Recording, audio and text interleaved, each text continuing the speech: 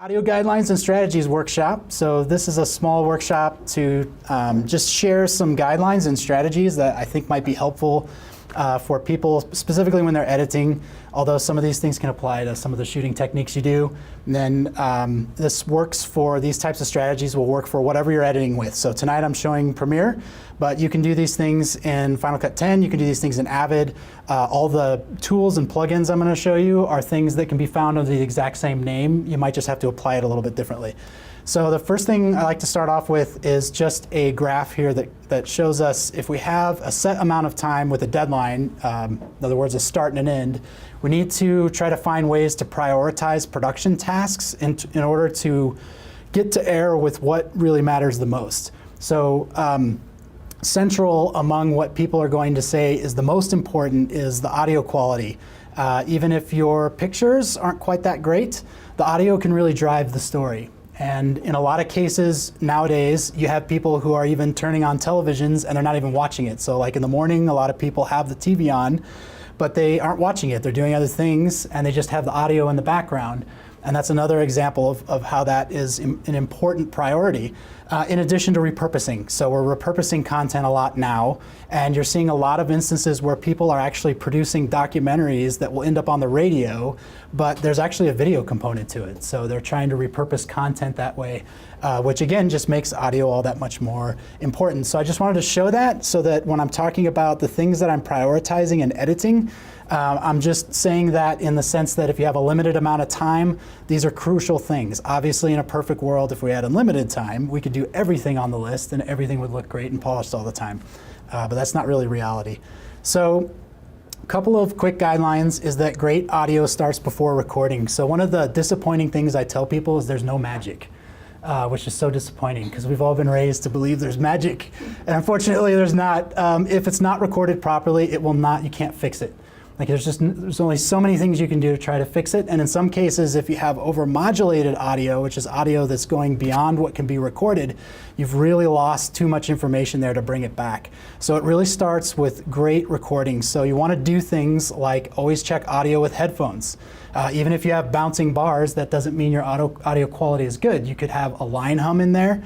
You could have an air conditioning unit, which I'm going to show you a little bit later, that's a little bit out of control. And those are things that you'd pick up if you are wearing your headphones, so you want to make sure to do that. Another common thing that happens a lot is we use these types of microphones, but sometimes they're not pointed at our mouths. I've seen them pointed like upside down, to the side. You really need to have these microphones facing your speaker's mouth. If it's not right up on their mouth, or even if I were to put this lower on my shirt just because I don't want it to be in the shot or something like that, that's not going to work. It's really got to be as close to your throat as you can get it, and it needs to be pointing to your mouth. If it's pointed to the side, or even if it's, this is another common one as well, like if you've got it up here on the lapel, but then I'm talking to you in this direction, I'm going to lose you. Like I'm not going to have the maximum output of this. And the real problem there is the other tip, which is to record audio with as little power as possible. If my microphone is not being used efficiently, I've got to really crank it up. And then when I crank it up, it's going to start introducing all those bad things. So room noise gets worse, you're risking line hum and buzz problems, things that may not actually occur if this thing is exactly where it's supposed to be. Ideally center, because you might have a speaker who turns their head a little bit, and that you can kind of deal with, but at least it's in the center of where they're making those noises with their mouth.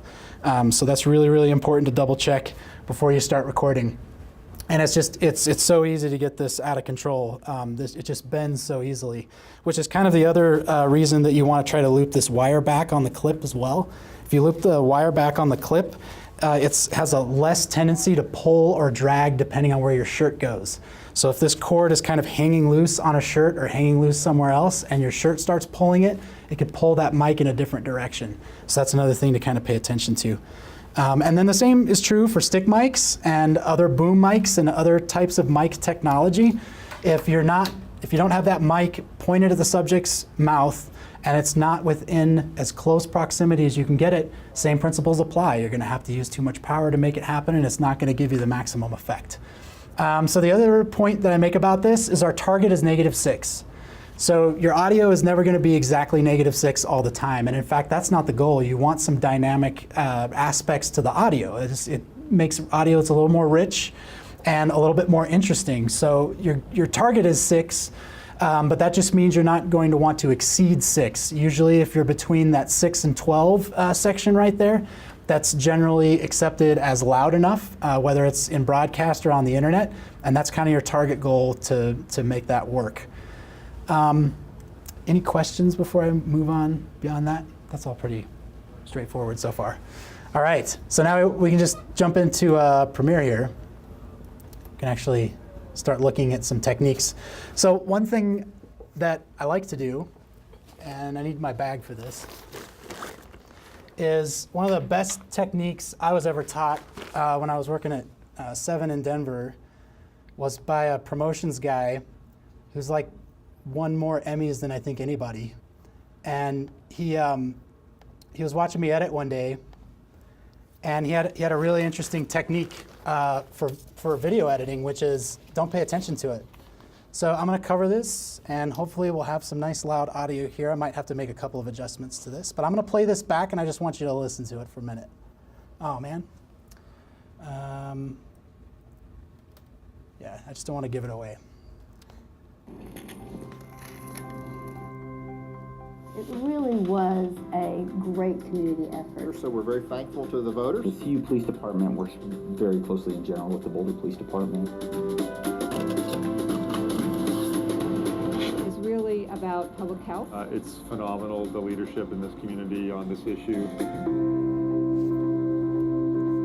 Welcome to Inside Boulder News. I'm Natalie. Okay, so I mean, what do you guys feel about that when you hear all those sounds and hear that happening?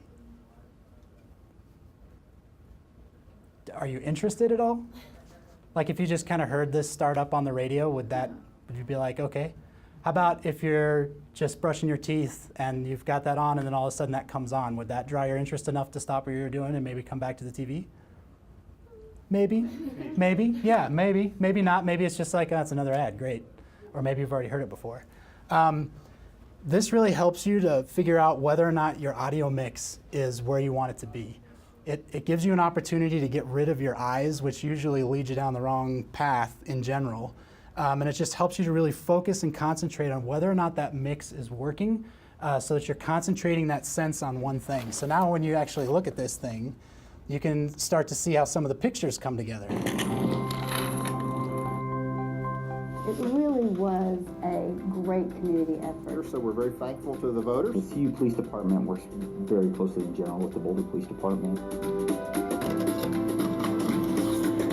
It's really about public health. It's phenomenal, the leadership in this community on this issue. Welcome to Inside Boulder News. I'm Natalie. Okay, so did that match? What do you think about the visuals that came in there? Did that match very well? Yeah.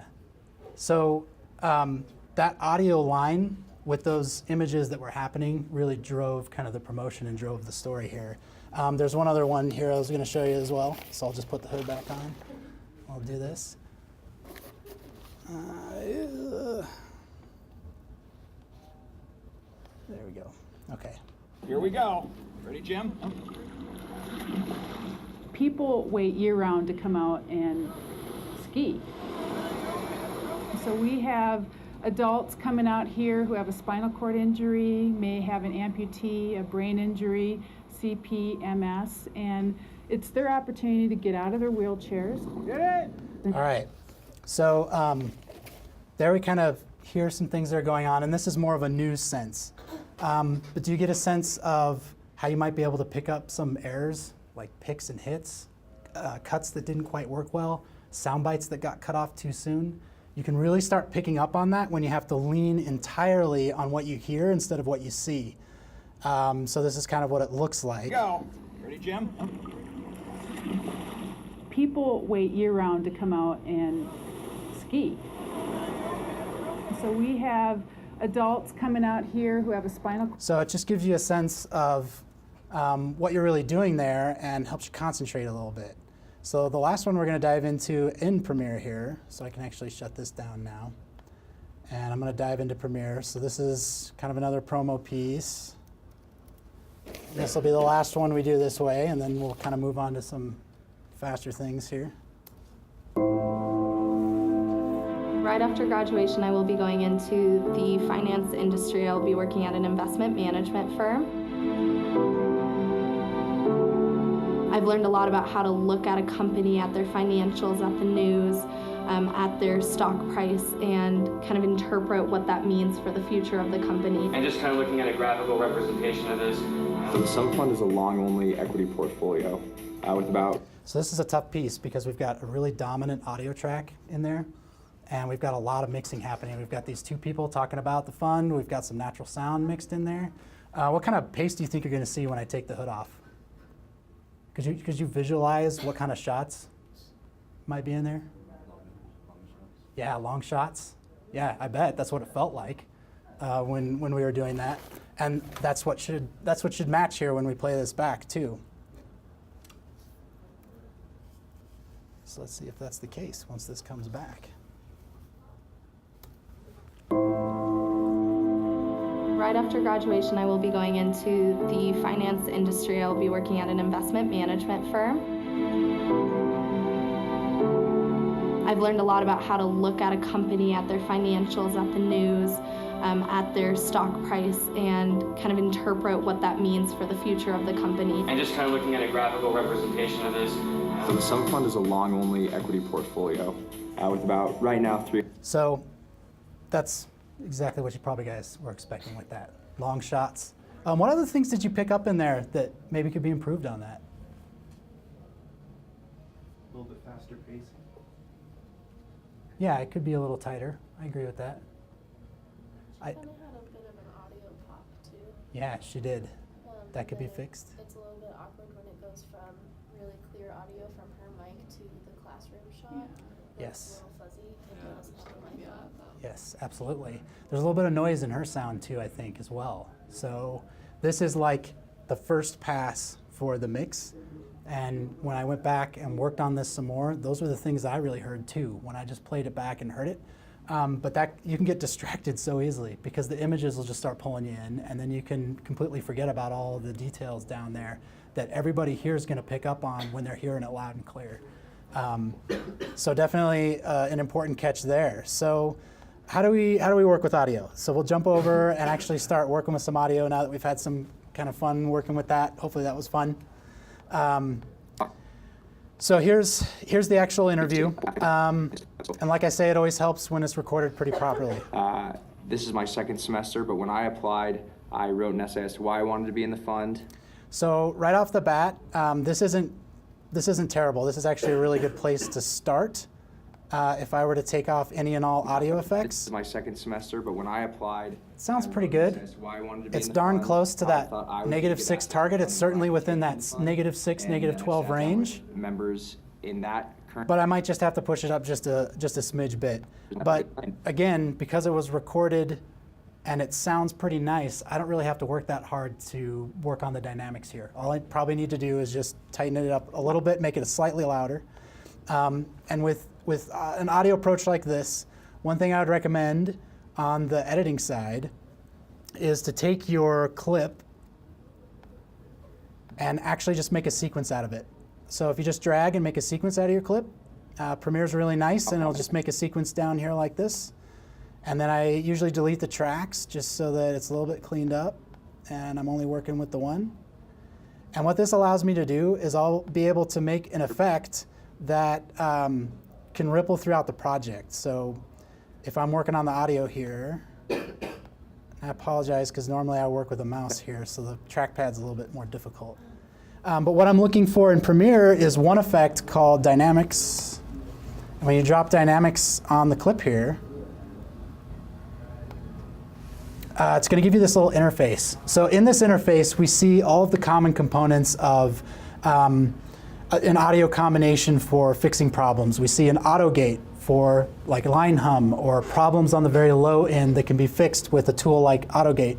We see a compressor, which is a tool that allows you to dynamically kind of crush the image from too high or too low, so it keeps it in a nice tight zone. And then we've got an expander to create some more dynamic range on that after the compressor has taken a look at it, and a limiter that just simply keeps you from going over. This tool, it takes a lot of customization to work, but if you're going to lift audio and try to shape it a little bit, you should definitely be working with this combination of tools. So in Final Cut 10, you might have a compressor and a limiter that you have to apply in order to get the same effect. But it's pretty simple to use. So in Premiere, it starts out with the soft compression This is my second semester, preset. but when I applied, I wrote. And when you take that off, you can see that we're a little bit low, but when we turn it on, it just pushes it up a little bit. Members in that current section. So again, not a whole lot that really needs to be done with that. The only other thing you might apply is a limiter to this, just to prevent him from when I applied, hitting a level that you don't want. So down here, for example, you would go -6. I don't want it to exceed -6. That's the only option on this limiter range. And then this threshold range, you really don't want that to exceed 12. So again, you're trying to have it target that 12 to 6 zone, and it's an audio processor, so it's a little bit slow. So if you had it target -6, it's probably not going to catch it fast enough. So you're going to go over 6. So you always want to under target that range. I wrote there. an essay as to why I wanted to be in the fund, how I thought I would be a good All right. So in an audio situation where you really need to pick it up a lot, you want to start with the compressor instead of just like a gain or just pushing the audio up, because it'll give you a little bit of software power here to function that a little bit better, and it won't bring up a lot of those dirtier sounds into the system as well. Is there any questions about this guy right here? What's the advantage of using that over doing like a right-click audio gain? Yeah, so it's changeable. First of all, I can shape it, so I can actually go through and listen. This is my second semester, but when I can make modifications to it. So, for example, let's do something extreme. I would be a good asset to the fund and what I could take from the fund. And then I sat down with members in that current section. So if I were to put this at -20 on the limiter. When I applied, I wrote an essay. So I modified the limiter, and I'm going back and I'm kind of listening back to it. Did that limiter do what I wanted it to do? Members. And you can start asking those questions. If you do the gain on it, then it's done. It's set, and you can't go back and change that unless you want to actually start from scratch again with the clip. So it's just a little bit smarter, a little bit more intelligent. It just gives you the ability to fine-tune it. So if you throw this guy on there in your first pass, just to get that audio level where you need it, really you're just thinking audio level at first. Then the second thing you're thinking is, how do I get rid of bad noises? So there's two different ways you can work with that. One is you can turn on this auto gate function. So I'm going to turn this back up to -6. Current. So this is my second semester. Can you hear what that's kind of doing? I wrote an essay as to why I wanted to be in the fund, how I thought So that's trying to attack it a little bit. What it's trying to say is, as soon as this drops a certain limit, I'm going to cut it off. And it's trying to do that adaptively. So right now it sounds kind of choppy. It would be a good asset to the fund and what I could take from. But if I pulled this back to maybe -40 from the fund, and then I sat down with members in that a little bit better section, interviewed with them to see, if I was a good. Now, if you have a little bit of an annoying room noise or something like that, this auto gate can help you really quick try to fix that a little bit. It's not something where, if this was like a 3-minute interview that you were going all 3 minutes for, definitely wouldn't want to do that because viewers will pick it up. But if this was a 10-second soundbite, nobody's going to notice. Like, it's going to be the fastest way to fix that audio problem. It's just to use that little audio gate, cut it off at like -40 or -35 to start, and you can fix a lot of those common problems while still bringing up the audio level to where you need it to be. And that's a very quick way to do that. So this is a nice little tool to get started. And then, like I say, if you're making that change within a sequence like this, now when I actually go back and I'm actually editing this content,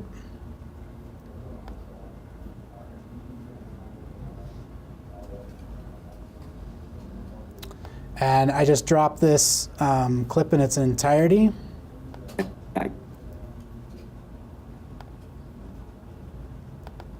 Get back to this here.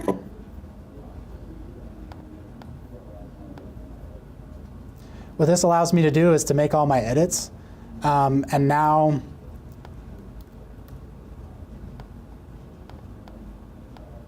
I'm not worried about any changes that might occur later. So if I make a bunch of edits off of this sequence and I go back and I want to change that dynamic range again, it comes back and it will ripple through your project. So that way you can make color changes, you can make changes to anything, and you don't have to worry about copying and pasting clips and filters and things like that. It's a really, really fast way to be able to modify that clip directly. It's also nice if you get into a production arena and people want to see things like dailies or what your raw footage looks like. You can make those quick adjustments here. That way, it's first pass, but at least they're not hearing something that they feel like, oh, that didn't seem to be shot very well. And really what you just needed to do is just tweak a couple of things.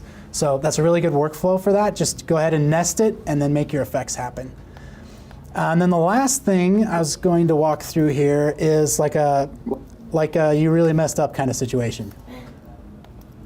And this is Barry Biffle, and he is the CEO of Frontier Airlines. We had a chance to go down and interview Mr. Biffle, but they stuck us in a conference room, which is pretty much what's going to happen to you through your whole career. You're going to get stuck in a conference room. So you just got to kind of make it work the best you can. But the problem with conference rooms is that they're really terrible on audio, especially conference rooms. And I'm pretty convinced that in the corporate world, they're trying to suffocate employees, because they all have the same air circulation system, which is designed to kill you. So the problem is the air conditioner kicks on and it's incredibly loud, and there's no way to really deal with that once that happens.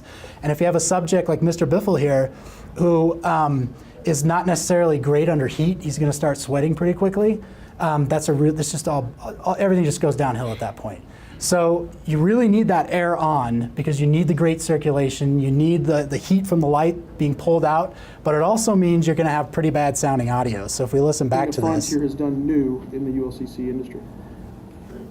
So I have now you guys can kind of hear that. questions about your general leadership style. Now that's just pretty bad. Like that's not anything that can air.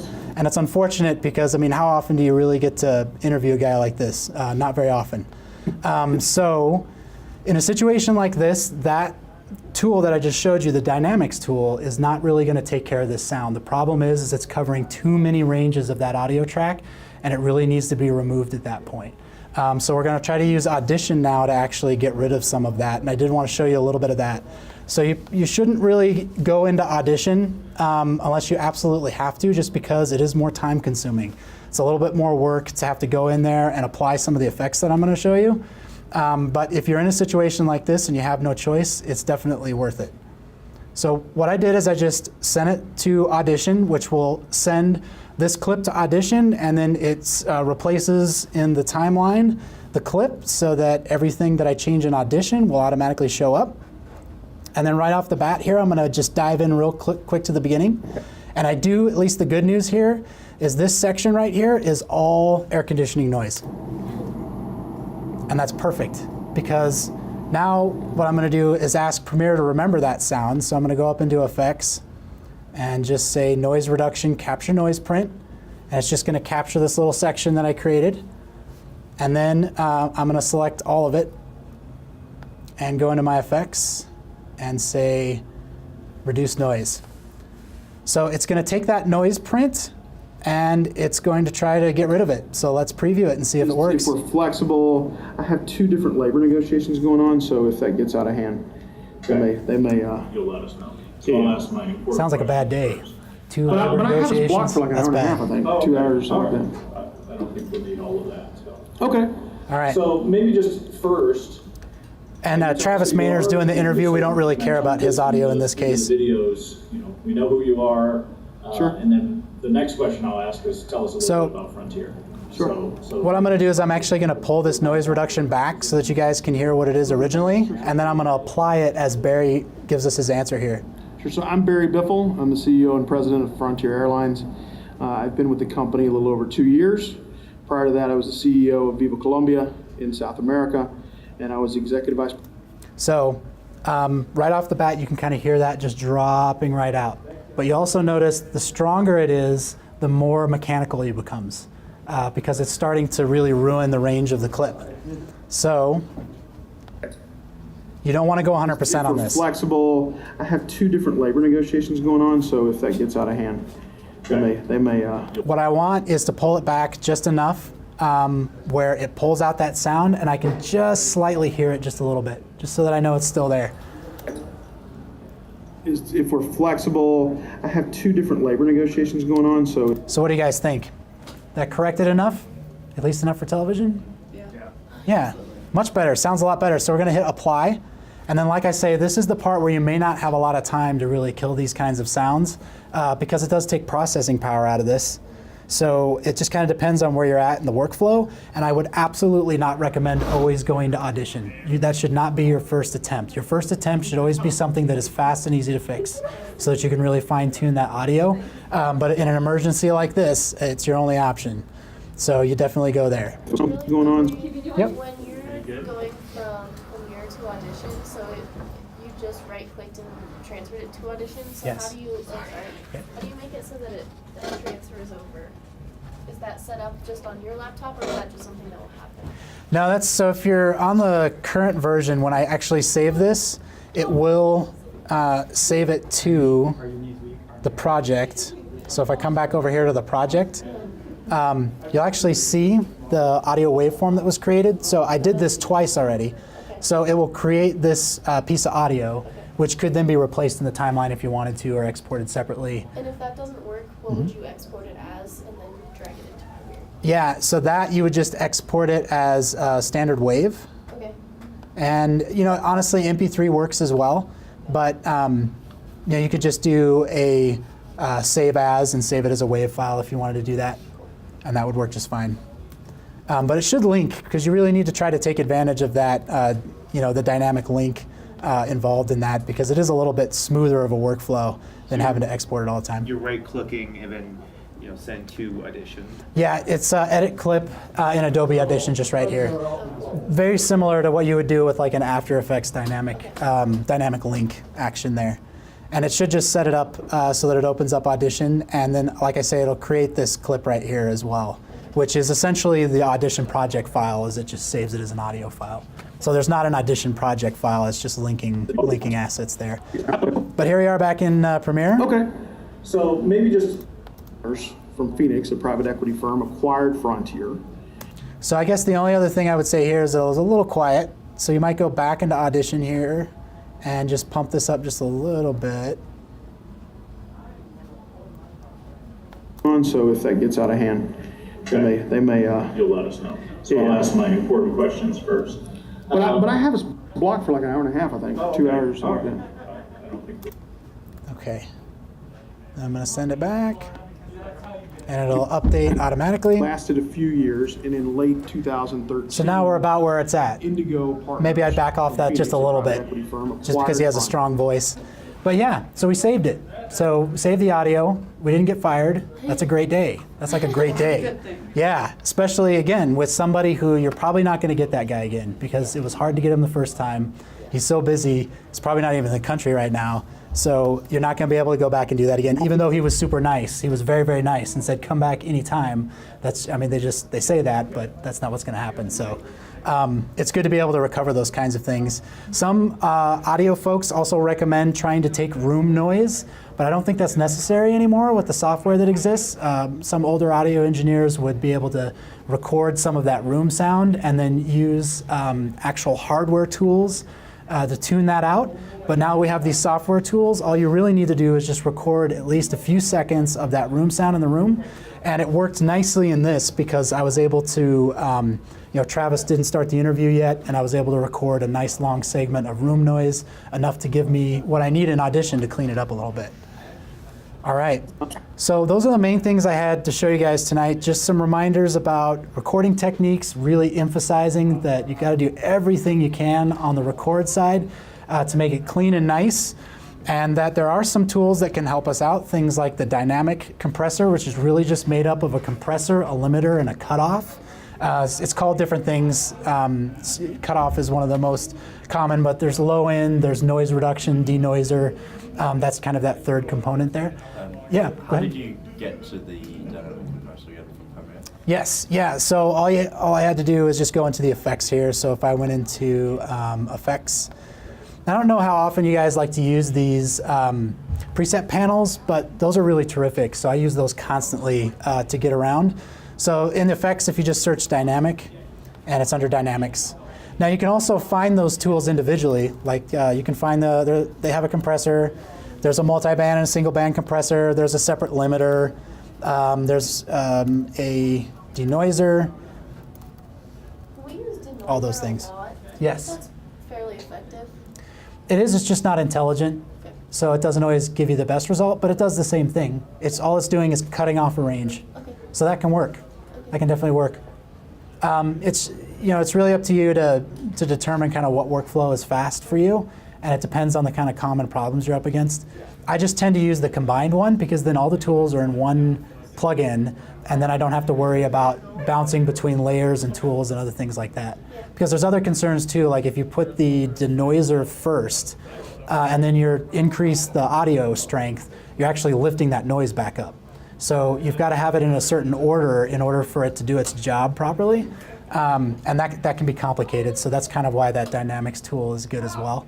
The other thing to that is if you're using that gain function to get your gain that way and then hitting it with that cutoff, that denoiser, that's going to work properly because you've brought up the noise and then it's going to kill the noise that you want to cut off at the end. Yeah, absolutely, yes. Because it doesn't look at it's not actually looking at the audio. Like that dynamics tool is looking at the audio as it goes. Right. But the cutoff tool is just saying, okay, anything, I'm going to denoise anything below -30 or -40. I'm going to cut it all off, regardless of what it is. So that's all it's doing, if that makes sense. And what was the ideal level of audio that should be between? So you should really never exceed -6, but you really just need to be between -6 and -12, ideally. And that's a little bit different from the analog days. Just because in the analog days our target was 0, and that's mostly because overmodulation was actually compensated for by hardware components. So it was a little bit easier in the analog days to deal with audio that would get lost. But in the digital era, there's not as much latitude there. So anything over -6, you're going to start losing information. And if you hit 0, you're already gone too far. It's already peaked. So that's your target. Your target's -12, -6 average. Yeah. So just as a survey, did you find that helpful? Was that useful? Is it anything? Okay, cool. Especially audition, we'll either have you have 0 audio problems or all Yes. the problems in the world, and it's like, hi, this is due in 30 minutes, you know? Yes. So that's very helpful, actually. Yes. Yeah, I didn't even know that existed, so Yes. I'm excited about that. Yeah, it is. And I think the way they've refined it, it's getting faster and easier to use. So I'd still recommend being a little bit careful taking everything in there because dynamic link sometimes has a tendency of crashing. It actually has to load a server onto your system to be able to manage all the applications and the connections between them. So it can create problems if you have too many things open. So just be mindful of that.